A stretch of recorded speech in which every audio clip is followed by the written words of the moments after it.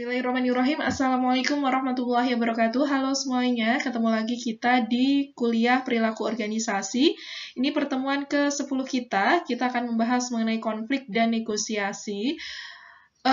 Kita akan pakai bukunya Angelo Kiniki seperti biasanya. Dan yuk kita mulai perkuliahan kita. Kita mulai dari definisi konflik terlebih dahulu ya. Konflik itu apa sih sebenarnya, gitu kan? Nah, konflik itu adalah energi yang diciptakan dari kesenjangan atau gap gitu ya, antara yang dirasakan dengan tentang apa yang kita inginkan gitu ya, dengan apa yang kita alami. Jadi ini tuh ada kesenjangan gitu, apa yang diinginkan, aku pengennya kayak gini gitu ya, tapi yang terjadi kayak gini. Nah, itu namanya adalah konflik. Kayak gitu. Jadi ada kesenjangan antara apa yang kita inginkan dan apa yang terjadi. Oleh karena itu, dengan adanya konflik ini, kenapa itu tuh penting untuk membahas konflik? Supaya kita bisa menggunakan energi ini secara efektif. Kayak gitu ya.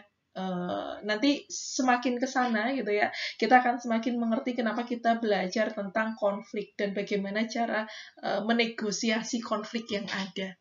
Gitu. Di slide ini kita akan membahas macam-macam konflik. Ada fungsional konflik, functional konflik, dan dysfunctional konflik atau dysfunctional konflik gitu ya. Ada dua macam konflik ini. Yuk kita mulai membahas tentang konflik-konflik ini gitu ya. Kalau fungsional konflik itu bisa disebut dengan konflik konstruktif atau kooperatif, ditandai dengan interaksi konsultatif, fokus pada masalah, saling menghormati, dan memberi dan menerima manfaat. Jadi kan kalau kita misalnya dalam organisasi, kita kan selalu ada masalah ya, ada konflik. Tapi bisa jadi itu konflik yang fungsional, yang bisa kita bahas secara kooperatif, konsultatif, baik-baik aja, kita fokus pada masalah, tetap saling menghormati, terus kemudian dari konflik itu kita sama-sama bisa belajar, sama-sama bisa memecahkan masalah, itu adalah fungsional konflik. Jadi emang seperti itu. Kan selalu seperti itu. Tujuannya rapat itu kan sebenarnya adalah memecahkan masalah gitu kan. Tapi rapat yang biasanya itu adalah fungsional konflik gitu kan. Karena ada masalah-masalah tapi yang bersifat fungsional yang bisa kita hadapi, kita apa ya istilahnya, kita belajar dari konflik itu, kita bisa memecahkan masalah juga gitu. Tapi ada yang namanya dysfunctional konflik. Itu yang terjadi ada ketidaksepakatan yang mengancam atau mengurangi kepentingan organisasi. Jadi ini tuh jadinya itu kayak nggak bagus gitu. Ada konflik, tapi jadi bisa mengurangi kepentingan organisasi. Ini ketika Bu Rosana rekaman seperti ini, kemarin itu kayak kalau nggak salah ada Kongres IPMI ya, yang sekarang lagi marak di Twitter kayak gitu. Terjadi adu jotos dan lain sebagainya. Nah, itu adalah dysfunctional konflik gitu ya. Ada konflik, tapi ada ketidaksepakatan yang mengancam dan mengurangi kepentingan organisasi kayak gitu kan ya. Mungkin ada di antara teman-teman yang lihat kemarin gitu ya, itu trending di Instagram juga gitu ya, di IG. Di Twitter Bu Rosana belum lihat Twitter sih hari ini, jadi Bu Rosana belum tahu, tapi itu masuk di apa namanya FYP-nya Instagram gitu ya, tentang adu jotosnya kayak gitu. Nah, itu adalah dysfunctional konflik. Ini adalah penyebab-penyebab yang biasanya menimbulkan adanya konflik di tempat kerja. Ada apa aja gitu ya. Ini ada 10. Kita akan bahas satu persatu. Yang pertama adalah adanya personality difference. Jadi ada perbedaan secara personality, perbedaan karakter, perbedaan sifat. Itu sering menimbulkan konflik yang ada di tempat kerja. Yang kedua, itu karena irritating workplace behavior. Jadi, ada perilaku-perilaku di tempat kerja yang menjengkelkan. Nah, itu juga menyebabkan adanya konflik di tempat kerja. Yang ketiga, adanya unmet need at work. Jadi, nggak ketemu nih antara kebutuhan yang ada di tempat kerja. Kebutuhan kita apa, ya gitu kan, di tempat kerja, tapi nggak nemu di tempat kerja. Nah, itu juga menyebabkan timbulnya konflik. Terus, adanya perceived inequality of resource and policy. Jadi, adanya penerimaan ketidakseimbangan sumber daya dan juga kebijakan-kebijakan kayak gitu diterima, itu yang nggak adil, nggak bijak, kebijakan-kebijakan yang nggak bagus. Nah, itu diterima, itu menyebabkan adanya konflik juga. Yang kelima, adanya unclear roles and responsibility. Jadi nggak clear gitu ya, nggak jelas antara roles, peran dan juga tanggung jawab itu tuh nggak clear kayak gitu. Nah, itu juga menyebabkan konflik. Yang berikutnya adalah competing responsibility, competing atau apa ya, kompetisi gitu ya. Apa sih competing? Berlomba gitu ya dalam tanggung jawab kayak gitu.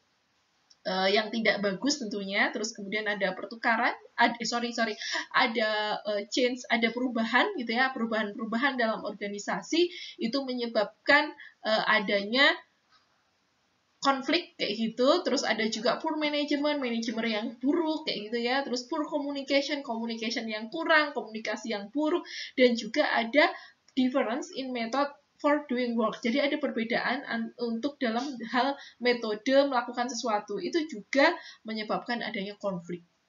Berikutnya adalah bagaimana caranya kita menghadapi atau menghindari atau apapun itu bahasanya terkait dengan konflik ini. Bagaimana caranya?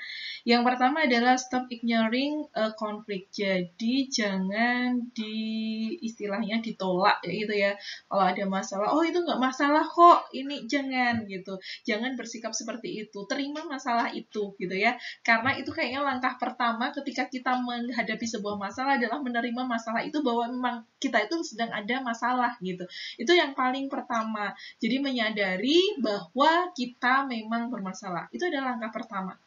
Yang berikutnya itu adalah bersikap decisively itu kalau dalam bahasa Indonesianya itu meyakinkan kayak gitu.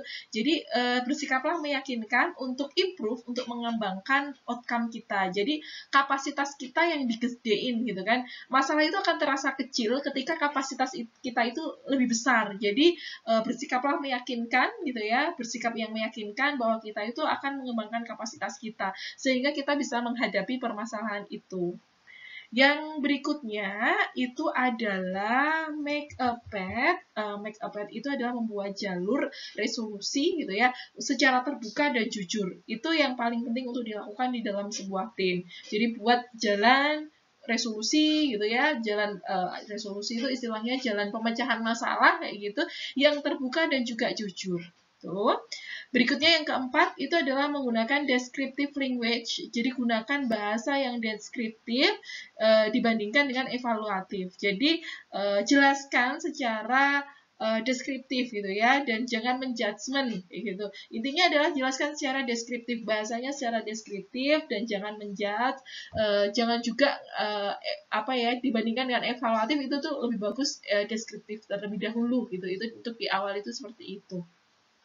Jadi akan kelihatan permasalahan sebenarnya itu seperti apa. Yang kelima itu adalah make a process a team building opportunity. Kita membangun sebuah peluang untuk proses pembentukan tim kayak gitu yang kuat, yang solid kayak gitu ya. Terus kesempatannya seperti apa gitu ya. Kesolidan tim itu tuh penting. Yang yang keenam gitu ya, itu keep the upside itu terbalik in mind. Jadi berpikir secara keterbalikannya itu seperti apa. Jika biasanya kayak gini, kalau misalnya nggak kayak gitu kayak gimana gitu ya, kebalikannya itu kayak gimana gitu. Itu akan bisa lebih mengevaluasi posisi kita, terus kemudian juga pemecahan masalah yang kemungkinan terburuk itu juga bisa dilakukan dengan cara keep the upside in mind ini. Berikutnya, slide ini adalah ngomongin tentang conventional form of conflict. Jadi, bentuk konvensional dari konflik itu apa sih? Ada dua macam. Yang pertama adalah personality conflict, dan yang kedua adalah intergroup conflict. Jadi, kalau personality conflict itu adalah konflik antar pribadi gitu ya, oposisi berdasarkan ketidaksukaan pribadi atau ketidaksepakatan secara pribadi. Sementara satunya lagi adalah intergroup conflict. Jadi namanya aja intergroup konflik, berarti ini adalah antar grup gitu, antar tim gitu ya konfliknya, dan ini tentu akan beda cara pemecahan masalahnya. Sebagai kita seorang calon manajer itu tuh kan tentunya akan berbeda cara pemecahan masalahnya. Ini bagaimana caranya menghandle intergroup konflik. Jadi kalau tadi kan ada dua tuh, ada yang personal, ada yang intergroup. Nah, ini bagaimana cara menghandle konflik yang intergroup. gitu kan. Yang pertama adalah kontak hipotesis. Ini menunjukkan bahwa semakin banyak anggota kelompok yang berbeda interaksinya, itu maka akan sedikit konflik antar kelompok yang akan mereka alami, gitu ya. Jadi kalau banyak anggota gitu ya, interaksinya akan semakin sedikit, makanya akan sedikit dari mereka yang berkonflik. Begitu juga sebaliknya. Jadi nanti mau sebesar apa konflik yang dihasilkan itu sangat bergantung juga pada seberapa besar tim yang dibentuk atau yang terbentuk. Yang kedua, creating a psychological safe limit. Jadi membuat iklim yang safe, yang aman, yang nyaman gitu secara psikologikal. Itu cara yang kedua untuk menghadapi intergroup konflik. Selanjutnya kita lanjutkan ke forum diskusi secara offline. Yuk kita mulai, silahkan yang ada, barangkali ada yang ingin ditanyakan.